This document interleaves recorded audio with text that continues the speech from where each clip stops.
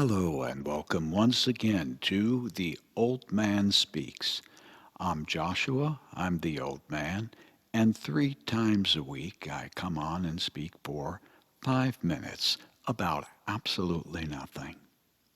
So, you can tell that the pollen is out and it's affecting the throat, so I may stop and start a couple of times, but I'm going to go through with this because I can remember back in the day when I needed to tell kids stories and I told one story, they would say, "Oh, tell another, just one more." So I'm going to tell just one more story.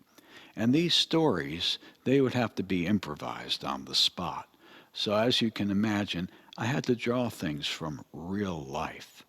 And I think you might recognize some of these topics. One, eating at places that you really shouldn't eat at. And two, there's also a reference to job postings on the internet. Well, if you saw the last Joe&son story, you remember they were roofers in that story. But they were visited by Officer Jonald Wackham, who told them, "Boys, I don't ever want to see you on a roof ever again." And that was the end of that. So they needed something new to do, and they called up their uncle and said, "Uncle, we want to start a pizza palace." Now, Joe's uncle was quite wealthy. If you've ever gone to job postings on the internet, you'll see a lot of listings that are not jobs at all. Things like looking for go-getters, looking for business-minded people who are self-starters, need money fast, all sorts of things that are not job titles at all.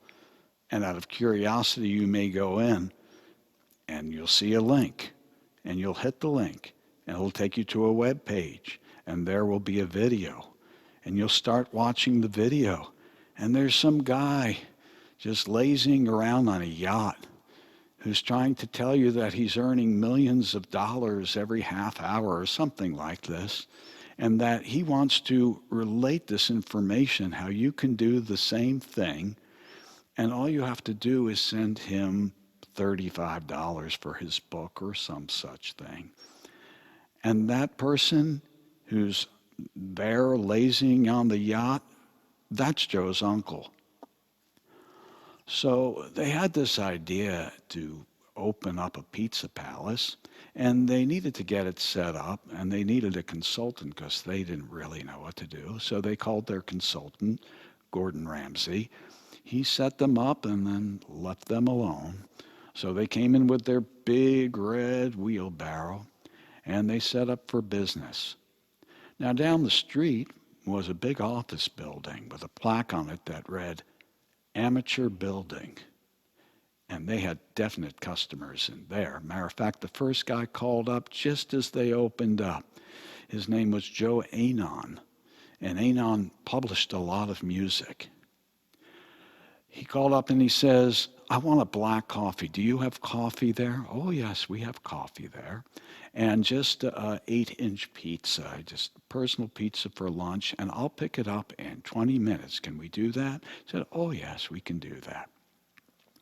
So the coffee that you would think about from a coffee machine is not what Joe had there. He had purchased at a dollar store some instant coffee about 10 years ago. He also purchased a whole lot of oil in the same trip, supposedly cooking oil, and he had gallons and gallons of this, so he could be very generous with the oil in his pizza. The pizza was one of these packages that you just make up from a mix, and they got an industrial size. So the fella comes over 20 minutes later, and the first thing he notices there's loud sounds coming through the sound system, which they have in the corners of this room, look more like the waiting room from a auto garage than it does any kind of palace. But Joe's son, called Son, liked very much Frankie Valli and the Four Seasons, particularly the song "Big Girls Don't Cry, Yai Yai." But he had an old record player and old records, those old little 45 records, and it skipped right where it said, I. Girls, no, I. And this went over and over across the loudspeakers. A lot of the local people thought it was some type of a Hasidic niggin or something, but a lot of other people had no idea what this was. Now, the first thing that the customer noticed was that Joe just had on suspenders, no shirt. The other thing he noticed that son was wearing a T-shirt that was really an advertisement for a local animal hospital. And this all made him very uncomfortable, but he paid for his food right away, which wasn't quite ready.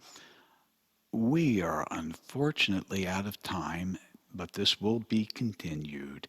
Please hit subscribe, and I will see you all next time to finish this story. Take care. Be well. See ya.